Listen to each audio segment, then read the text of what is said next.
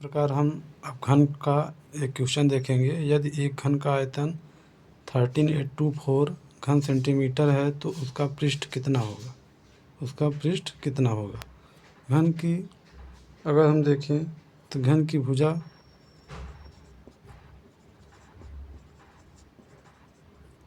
बराबर हो जाएगी ए सेंटीमीटर, क्या हो जाएगी, ए सेंटीमीटर हो जाएगी।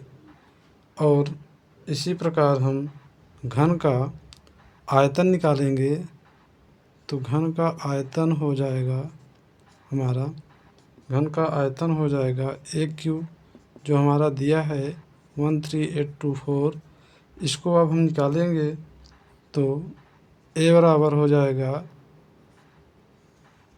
घन क्यूब में इसका हम करेंगे तो 24 का घन हो जाएगा। तो इसका ए की वैल्यू हमारी आ जाएगी 24 सेंटीमीटर। अब हमारा पूछा है इसमें कि उसका पृष्ठ कितना होगा, क्या होगा, घन का पृष्ठ। तो घन का पृष्ठ कितना होता है, इक्वल टू 6a², क्या होता है, 6a² होता है। तो इक्वल टू 6 इंटू 24 का स्क्वायर हो जाएगा, इसका 24 का स्क्वायर हो जाएगा, इक्वल टू 6 इंटू 24 का स्क्वायर 576 हो जाएगा, क्या हो जाएगा, 576 हो जाएगा। मल्टीप्लाई करेंगे हम तो 3456 हमारा किस में आ जाएगा, वर्ग सेंटीमीटर, किस में आ जाएगा, वर्ग सेंटीमीटर में।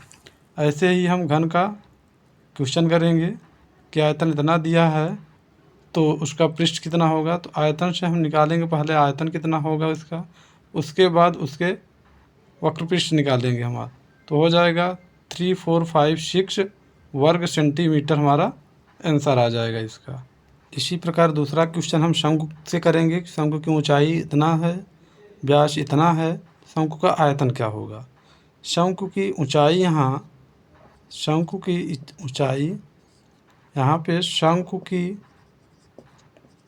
ऊंचाई इक्वल टू 9 सेंटीमीटर दिया है। और देखें तो शंकु का व्यास जो है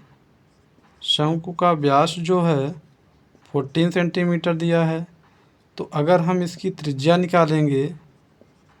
निकालेंगे तो व्यास का आधा हो जाएगा, इक्वल टू 7 सेंटीमीटर हो जाएगा। कितना हो जाएगा, 7 सेंटीमीटर हो जाएगा। अब हमको पूछा क्या है, शंकु का आयतन, क्या पूछा है, आयतन।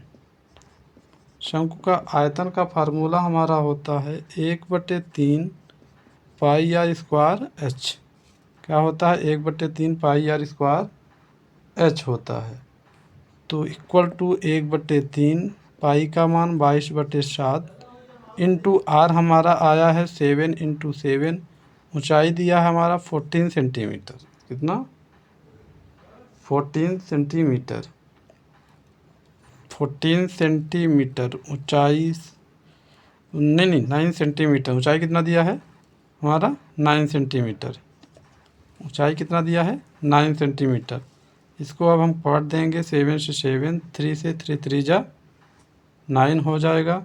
इसमें अगर हम मल्टीप्लाई करेंगे तो हो जाएगा 22 इंटू 7 इंटू 3, पूरे का मल्टीप्लाई करेंगे तो हो जाएगा हमारा 462 घन सेंटीमीटर, क्या हो जाएगा, 462 घन सेंटीमीटर।